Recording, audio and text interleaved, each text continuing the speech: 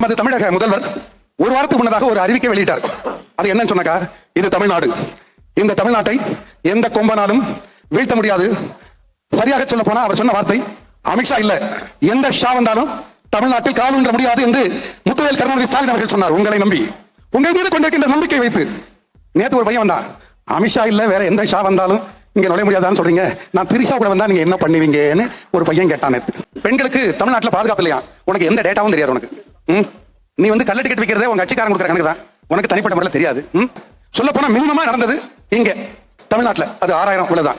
இந்த விவரம் தெரியாம தமிழ்நாட்டில் பெண்களுக்கு பாதுகாப்பு இல்லையா? தம்பி, நான் ஒண்ணு சொல்றேன், உன் வீட்டுல உன் மனைவிக்கு பாதுகாப்பு இல்லைன்னு சொல்லி தான் உன்னை விட்டு அந்த புள்ள ஓடிஞ்சி. முதல்ல அதை புரிஞ்சிக்க. நீ உன்னுடைய அந்த புள்ள அதோட ஃப்ரெண்டியோட கல்யாணத்துக்கு கோவாவுக்கு நீ தனி விமானத்தில் போன. இதெல்லாம் பர்சனல் லைஃப் சொல்றேன், வேற வழியில சொல்ல வேண்டியிருக்குது. ஏன்னா அந்த பையன் உருட்டு போயிருக்கான். உன்னுடைய ஃப்ரெண்டியோட மேரேஜுக்கு கோவாவுக்கு நீ தனி விமானத்தில் போன. அந்த விமானத்தில் நீ இருந்த, இன்னொரு பொண்ணு இருந்துச்சு. அது யார் தெரியுமா? அதோட உட்பி